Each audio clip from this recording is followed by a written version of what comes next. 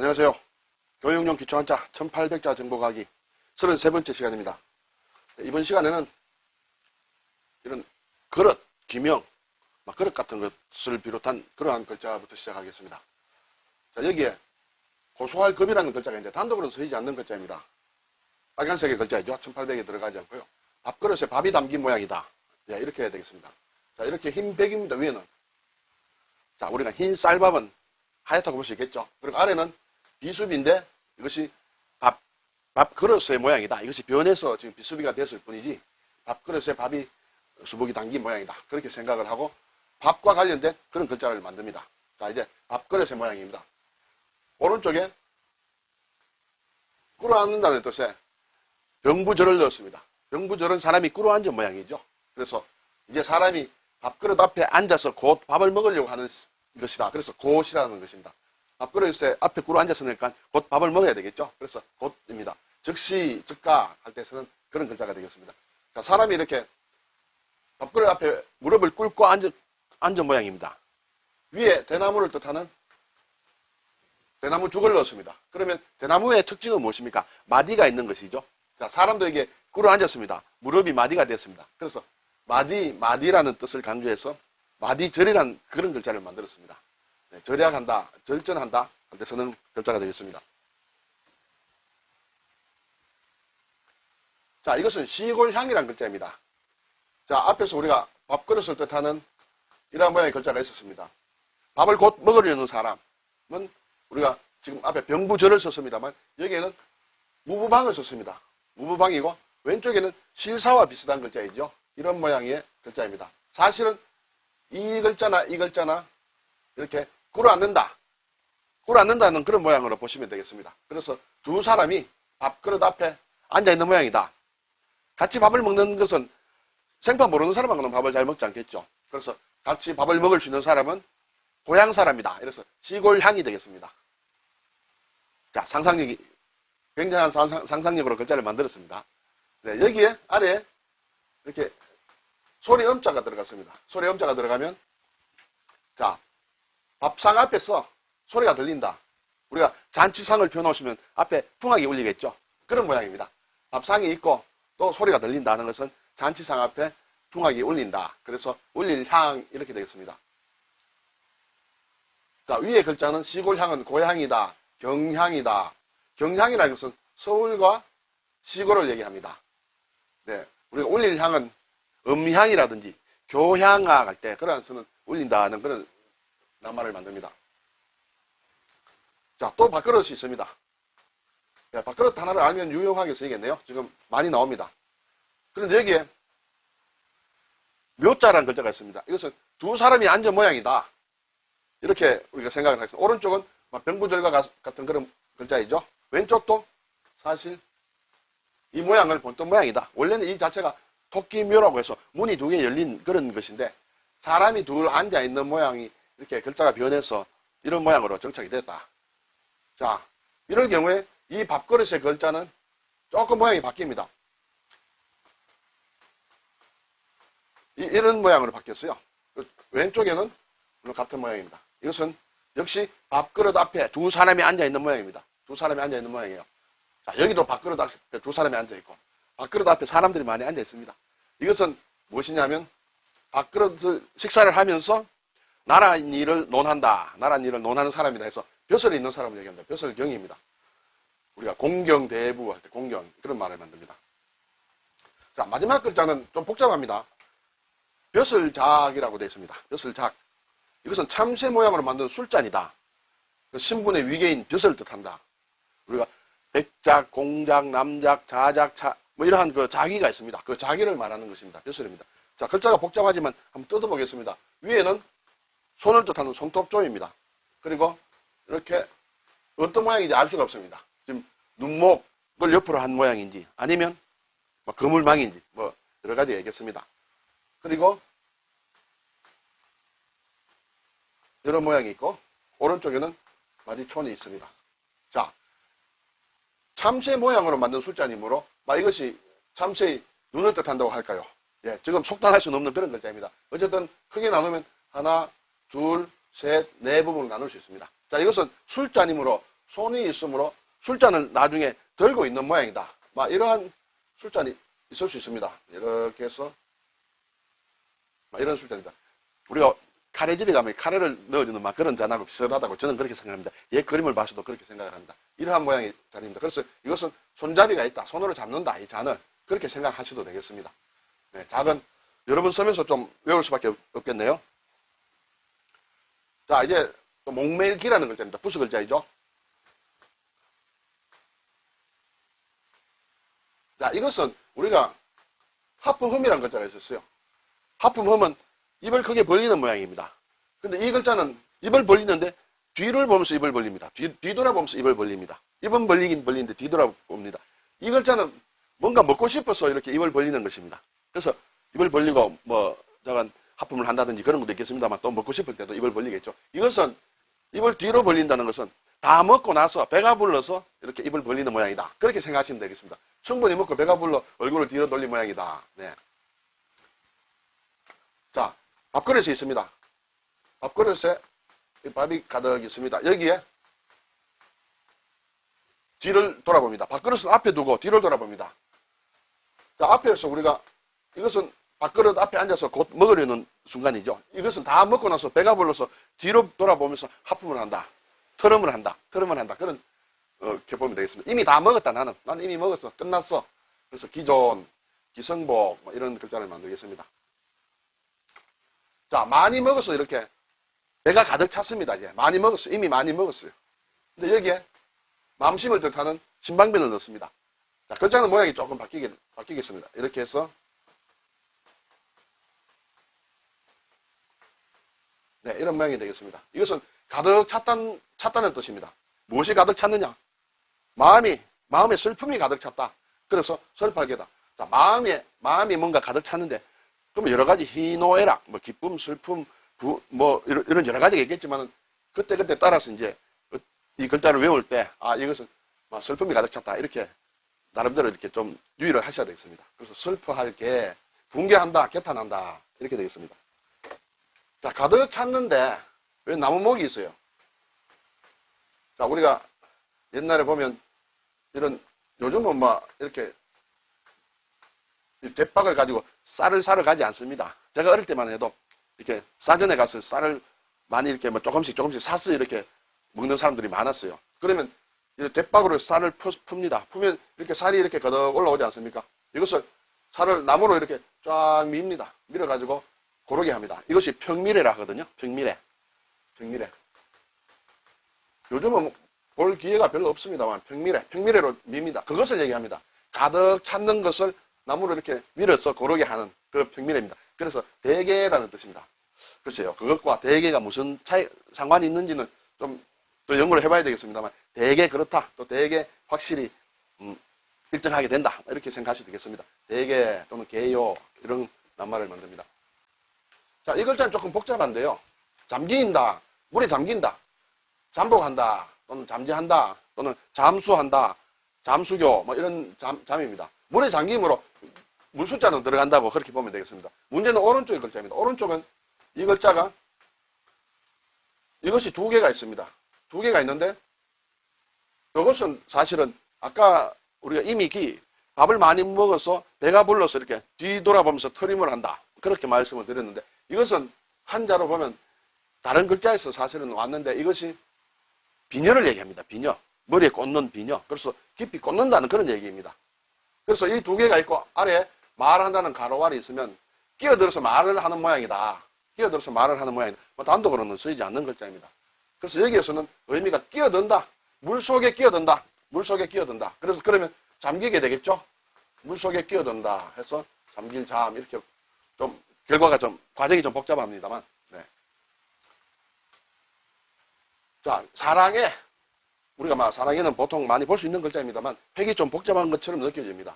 인애한다, 애호한다, 애국이다 여러 가지 많이 있습니다. 자, 글자를 보면 위에 손톱조 있고 아래에 이런 덮을멱이 있고 마음심이 있고 또 천천히 걸을 치가 있습니다. 걷는다는 뜻입니다. 자, 여기에서 끼어들어 말하는 모양이 잘못됐습니다. 이 글자는 원래 글자는 옛 글자는 이렇게 뒤로 돌아본다는 것입니다. 이미 기자였죠. 여기에 마음이에요. 뒤로 돌아보는 마음이에요. 뭔가 아쉬움이 남습니다. 그래서 뒤로 돌아보고 걸어가는데 뒤를 돌아보고 걸어갑니다. 아쉬워서, 아낌으로, 사랑함으로. 이런 글자가 모양이 이렇게 변했습니다. 그래서 이 글자는 뒤로 돌아보는 마음이다. 그러면서 걸어간다. 자, 사랑이라는 게 그런 것일까요? 어쩔 수 없어 가야 되는데 이렇게 아쉬워서 뒤로 돌아보는 마음입니다. 네. 자, 이제 밥식입니다. 부수자이죠. 밥식. 네. 자, 밥식인데 여기에 밥식은 밥그릇에 뚜껑을 덮어 놓은 모양이다. 이렇게 보면 돼요. 여기 밥그릇에 뚜껑을 덮은 모양이다. 아까 앞에 여기 밥이 밥그릇이 있다는 그런 얘기였죠. 이것이 밥그릇이 있는데 여기에 뚜껑을 덮은 모양이다. 이것이 모양이 변해서 이렇게 된다는 거죠. 자, 그런데 옆에 안석괴가 있습니다. 안석괴는 부수자입니다만 옆에 세우는 조그만 협탁자, 조그만 탁자를 생각하면 되겠습니다. 밥을 먹는데 조그만 상에 차려서 밥을 먹습니다. 그러면 배가 고프겠죠. 그래서 줄일 기입니다. 줄일 기. 허기진다. 기하 상태다. 아주 굶어 죽을 상태다. 그런 얘기가 되겠습니다. 자, 여기에 밥식이 있고, 그리고 하품흠이 있습니다. 하품흠이 있습니다. 자, 모양은 조금 변합니다. 이렇게 해서, 네. 이것은 입을 벌리고, 하품흠이 뭐 입을 벌리고 무엇을 먹는다는 것이죠. 원래는 이것이 물통을 뜻하는 글자였어요. 지금 막 어려워서 이렇게 알 필요도 없을 정도로 어려운 글자인데 쓰지 않는 글자입니다. 그것이 모양이 이렇게 바뀌었어요. 그래서 물을 원래는 마시는 글자입니다. 그래서 마실 음입니다. 밥식이지만 원래는 앞에 물통이다. 그런 얘기가 됐습니다. 음식이다. 음료수 할 때 쓰는 글자이죠. 자, 밥식입니다. 밥인데 여기에 반대라고 하는 반이 들어가 있습니다. 반은 자꾸 되돌린다는 것이죠. 자꾸 이렇게 숟가락을 자꾸 갖다 대고 이렇게 먹는 것이 밥이다. 이렇게 설명을 하고 있습니다. 수저로 왔다 갔다 한다. 자꾸 되돌려서 왔다 갔다 하면서 먹는 것이다. 그것이 밥이다. 반입니다. 조반, 아침밥이죠. 반점, 음식점이죠. 백반, 흰밥이 되겠습니다. 네. 자, 밥인데, 자, 이것이 밥그릇이죠. 밥그릇인데, 이런 모양이 있습니다. 위에 부분은 사람인이 변한 것이고, 아랫부분은 수건입니다. 밥그릇을 사람이 자꾸 닦습니다. 수건으로. 사람이 수건으로 닦아요. 왜냐하면 깨끗하게 보이기 위해서, 꾸미기 위해서, 꾸밀식입니다. 수식한다, 분식한다, 장식한다, 허례허식한다, 뭐 여러 가지 있겠죠. 자, 여기에 나자를 붙여보겠습니다. 이 글자는 나라는 뜻이 나아입니다. 나 자신, 나아예요. 나인데 원래는 이 글자 보면 알겠지만 이 글자가 창과고 또 다른 모양인데 이것이 창이 비쭉비쭉 난 톱니바퀴처럼 난 그런 무기를 얘기를 합니다. 여러 곳으로 이렇게 날카로운 것이 난 무기를 얘기해요. 그래서 밥을 먹었는데 말하자면 밥을 많이 못 먹어서 굶어서 갈비뼈가 이렇게 나오듯이 갈비뼈가 우들두들 나오죠. 그런 모양이다. 그래서 줄였다. 줄일 아입니다. 아사한다. 굶어 죽는 것을 아사합니다. 아귀 다툼한다 할 때서는 아가 되겠습니다. 먹지 못해서 갈비뼈가 울퉁불퉁하다. 예. 제가 지금 설명한 대로 만들었다면 참 기발한 상상력으로 만든 글자라고 할 수 있습니다. 자, 밥식의 윗부분과 밥식에서 위에 뚜껑을 없앤 모양과 같죠? 그렇지만 바깥은 상관이 없습니다. 사실은. 이것은 이런 어떤 통이 있는데 통을 이쪽에서 바람을 불어넣습니다. 바람을 불어넣어서 어떤 곡물이든 통인데 곡물이든 자루라고 할 수 있습니다. 자루인데 한쪽에서 바람을 불어넣어서 껍질을 다 이렇게 날려보내는 그런 모양입니다. 그래서 날려보내고 나중에 알곡만 남습니다. 그래서 알곡은 좋은 것이다 해서 어질량이랍니다. 어질량이 됩니다. 자, 그러므로 자루에 바람을 불어넣는 모양이므로 자루가 이렇게 흔들리겠죠. 흔들립니다. 그런 모양을 또 나타낸다. 어질다는 뜻도 있지만 그런 모양을, 그런 의미도 가지고 있다. 그렇게 흔들리는 물결입니다. 네, 바람에 흔들리는 물결낭입니다. 낭비한다, 낭만이다, 파랑이다 할 때도 쓰는 그런 글자가 되겠습니다. 자, 이것은 본질 기본적으로 좋다는 뜻도 있다 했죠. 좋은 알곡임으로. 자, 여기에 여자를 뜻하는 것을 넣으면 아주 좋은 아가씨다, 착한 여자아이다 해서 아가씨 낭이 됩니다. 낭자 할 때 쓰는 것입니다. 뭐 낭자군, 여자로만 구성된 대표 선수들을 낭자군이라고 하죠. 낭자. 주의할 것은 아가씨 낭입니다. 랑이 아니에요. 랑은 아니고 낭이에요.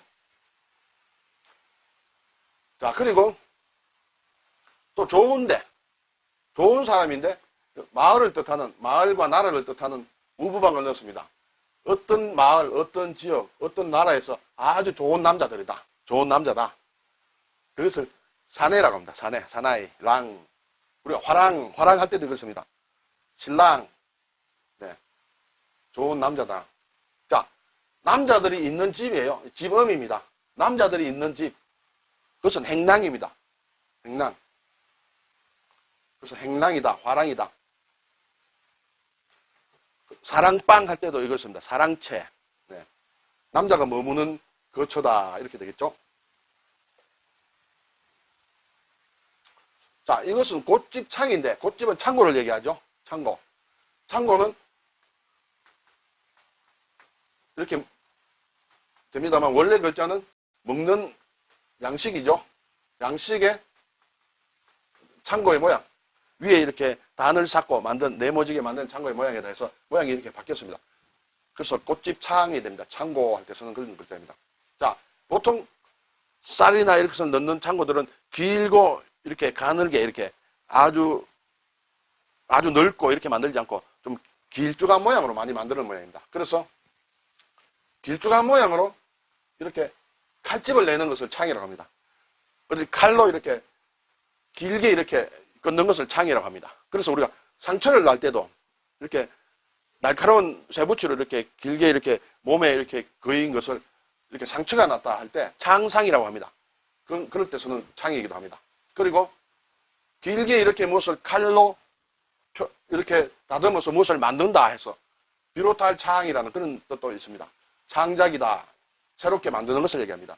창상이라는 것은 길게 쇠붙이에 이렇게 만들어진 상처를 창상이라고 합니다.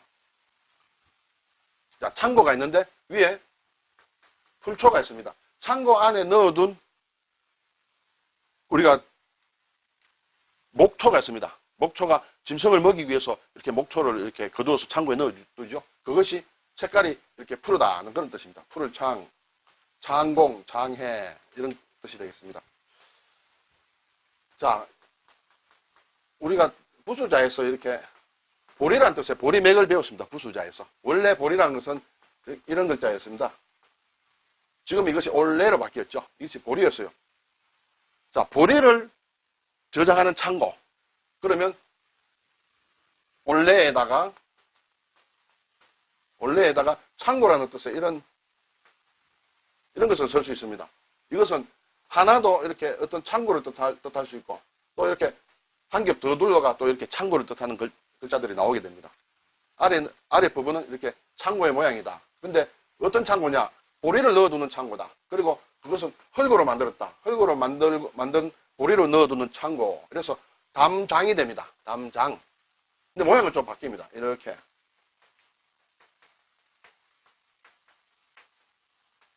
네, 이 부분이 좀 변하는 그런 모양이 되겠습니다. 담장입니다. 담을 넘어가는 걸 월장이라고 하죠. 흙담을 토장이라고 합니다. 자, 아래에는 그림도라는 것이 있습니다. 굉장히 복잡하죠. 도서관, 도서, 또 도모한다 할 때 그런 것입니다. 이것이 창고라고 했습니다. 자, 이렇게 또 건물, 창고의 건물 머리 꼭대기다 해서 이것이 하나의 창고를 뜻합니다. 쌀 창고일 수도 있고 또 뭐 다른 창고일 수도 있습니다. 여기에 또 뭔가 있습니다. 또 창고입니다. 그리고 그것을 또 전체적으로 둘러쌌어요. 이것은 창고의 위치를 표시한 지도의 모양이다. 어느 지역이 있는데, 자, 여기에 창고가 있고, 또 이렇게 길이 있고, 여기에 창고가 있고, 안에 또 창고가 있고, 이렇게 그린 것이 그림이다. 창고가 어디에 있는지 표시한 것이다. 그것이 그림이라는 뜻으로 바뀌었어요. 좀 복잡하죠? 쉽게 외우는 법을 제가 가르쳐 드릴게요. 제가 그렇게 어릴 때 외우고 절대 지금까지 안 잊어버리는데요. 이렇게 하고 한글로 몸자를 써서 적으세요. 몸. 한글로 몸. 몸을 적었죠? 안에 하나 더, 네모를 하나 더 넣었어요. 그리고 이렇게 절대 잊어버리지 않습니다. 네, 그림 도입니다. 자, 이제 진실로 단이라는 글자가 나왔습니다. 자, 이것도 하나의 창고라고 할 수 있습니다. 창고죠. 창고인데 땅이 있습니다. 땅 위에 또 뭔가 비가 새지 않도록 이렇게 무엇을 받치고 천천히 하고 그 위에 또 창고를 만들었습니다. 그래서 어떤 기단 위에 이것을 기단이라고 할 수 있습니다. 이것은 발음이 단이지요. 아침 단자죠. 해가 땅에서 떠오른다. 우리가 앞에서 배운 글자입니다. 사실은. 그래서 발음도 이렇게 단입니다. 단. 근데 쌀 창고를 든든히 만든 모양이다. 그래서 탄탄하다는 뜻입니다. 기초를 잘 만들었기 때문에 탄탄합니다. 흙으로 만든 탄탄한 단을 단이라고 합니다. 단입니다. 땅을 평평히 하고 이렇게 튼튼히 단을 만든 것입니다. 그래서 강단이다, 교단이다, 재단이다 이런 것을 쓰죠. 자, 이게 튼튼하다 뜻입니다. 든든하다. 나무 중에서 아주 단단한 나무, 박달나무 단입니다. 우리 단군 할 때 그렇게 쓰죠. 단군의 나라 단국이죠. 자, 이제 이 정도로 하고 또 복습을 하도록 하겠습니다. 가장 기본이 되는 글자를 아는 것이 중요하겠죠. 어느 글자나 마찬가지겠습니다만 이것을 제대로 알면 상당히 많은 글자들을 또 커버할 수 있다. 이렇게 되겠습니다. 밥식이라든지 네. 이런 어질량이라든지 네, 노트를 하시고 읽어보시고 큰 소리로 읽고 노트를 잘 하시기 바랍니다. 그리고 다시 앞으로 돌아가서 복습을 하셔야 되겠습니다. 수고하셨습니다.